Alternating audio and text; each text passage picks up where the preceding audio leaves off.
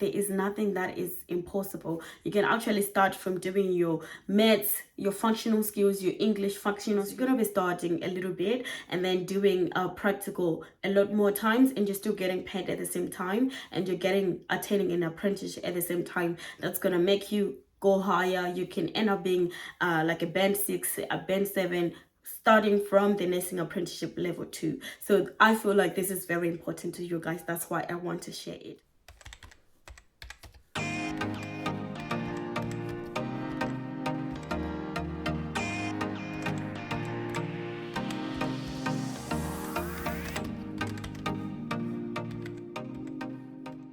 Hello everyone, welcome back to another video. My name is Lisa or Miss Bix. If you're new to this channel, I just want to say thank you for clicking on this video. I am currently based in the United Kingdom and I do lifestyle videos. I also share information with you guys that I feel is going to be useful or important to you. So today I just want to talk about the pharmacy technician level 4 apprenticeship program. So as you know guys, the last time I spoke about the ways that you can get into nursing without you actually having to go to university and study for 4 years or 3 years or whatever years that you have to study. So this is just like the same as this is called a pharmacy technician apprenticeship. It's a level 4. You actually go and do 2 years, and then afterwards you're qualified as a pharmacy technician, and you can actually work in the hospital or dispensing medication in pharmacies or wherever that you can get a job. There is loads of places that you can work in. So if you're someone that has been considering, progressing their career or actually going back to university, but at the moment it's just harder for you to actually go to university physically, this could be a good program for you, because you don't necessarily have to go to school, you don't necessarily have to go to university. However guys, before we jump into the video, I just want to say thank you so much for subscribing to my channel. Thank you so much for liking my videos, and I just want to encourage those people who haven't subscribed to kindly subscribe to my channel, and you're gonna see more information videos. You're gonna be notified every time that I upload a video. So now we're just gonna jump into the video and I will talk about what it is. So in this video, I'm just going to tell you a brief requirements, what you need to have for you to be able to do this pre-registration pharmacy technician. But there's going to be a drop-in session at UHS. I'm going to put their email address so that you can email them to tell them you're interested, and then you'll be able to actually do it with them, and they will be able to answer every question that you have more than I would do, because I do not work there.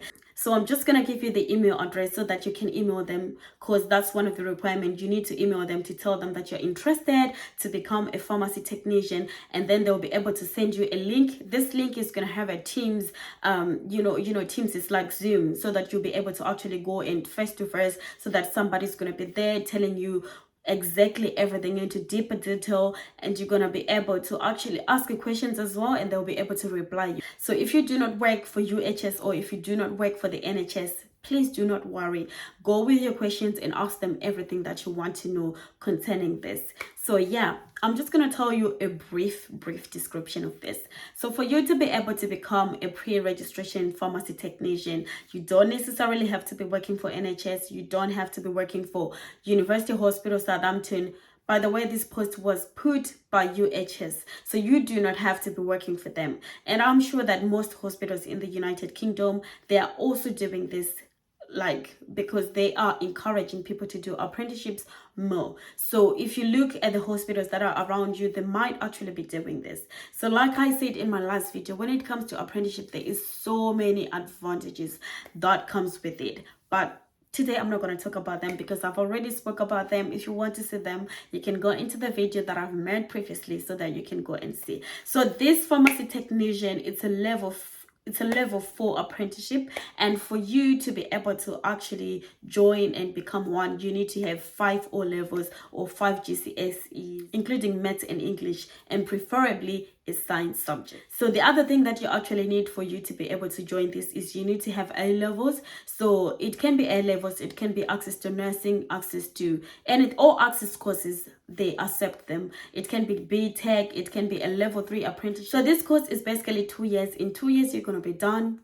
And if you want to progress to go on and do a level 5 and do a level 6, it's up to you. You will be just upgrading, and you're gonna end up on the high rank. That's the good about the NHS. I've got small little children, right? At some point, if they get confused in what they want to do in life, whether they want to go to do apprenticeship or whether they want to go to university, I am that mother that will actually say to them, you know what, go into apprenticeship, because I feel like there is loads of things that you can learn as you're starting, and at the same time it is amazing to be able to get paid whilst you're starting, and you don't have to pay the money back when you finish. So with this level 4 pharmacy technician, you can actually progress and become a healthcare science practitioner. It's like a level 6 apprenticeship. Is like the degree level, so you probably have to top up like 2 years. So it's just like the nursing associate.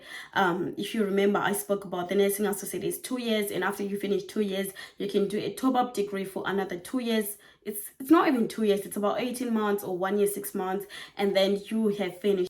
So for this pharmacy technician, I was just researching to see like how are they study, like timetables, how do they actually do it. So you're basically meant to have 37.5 hours. So within those 37.5 hours, you have got one full day, probably 8 or 8.5 hours that you actually have to be home, and you'll be doing your uni work.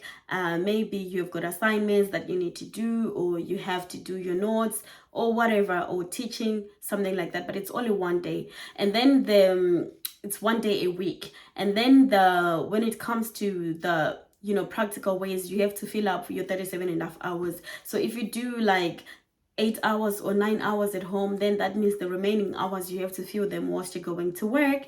That could be in a hospital, that could be in a pharmacy, and the working environments varies as well. You could be in a ward, or you could be working in the pharmacy, like retail in the pharmacy.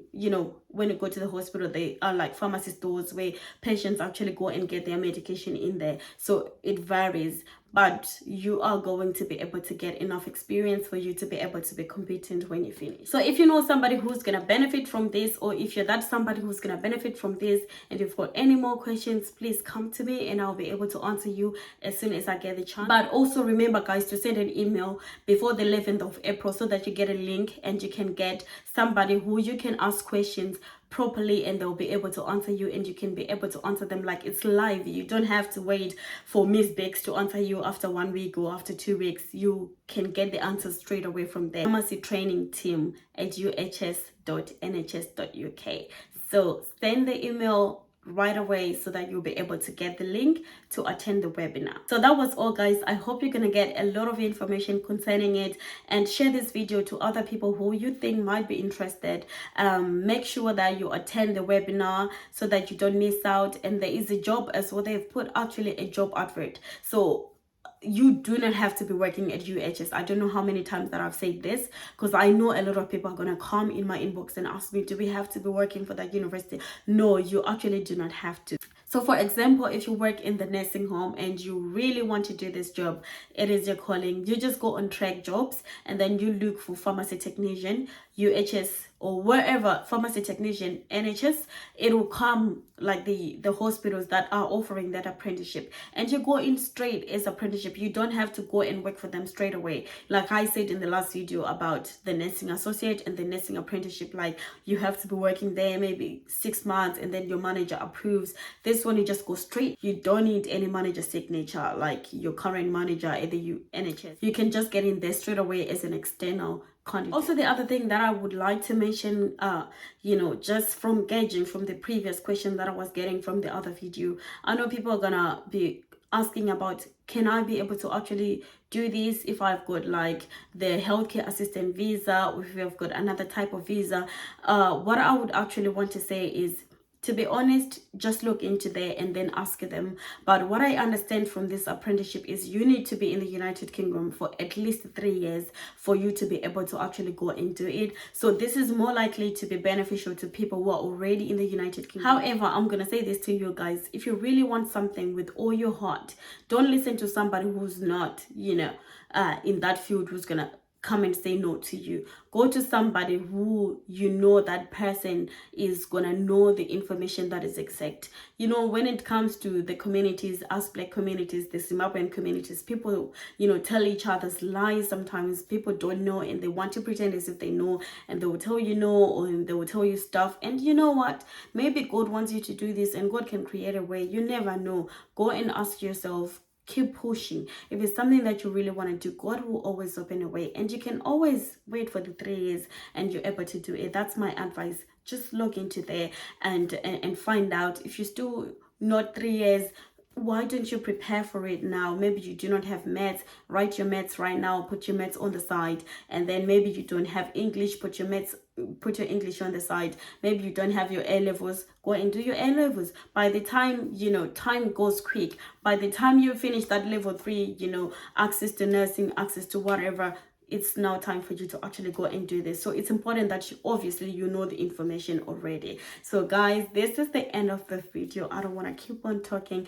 but I just want to say thank you for staying in this video. And if you like informational videos, and if you think this is going to help somebody, please share it to them so that they also know this information before the 11th of April, and they can go and actually ask it for themselves. I mean, we want to be empowered women, we want to be empowered men. So actually go and do it. If you've been considering it, I mean, you can do it. I always say that us women especially, we can do this. Even if we've got kids, there's always a way. If we can't go to university, this is the way that God has created for us to actually go in. So let's make use of the opportunity, guys. Thank you so much for staying in this video. Once again, I would say kindly subscribe to my channel if you haven't. Subscribe and put the notification bell on so that every time that I upload a video, you're able to be notified. So see you again in my next video. Bye.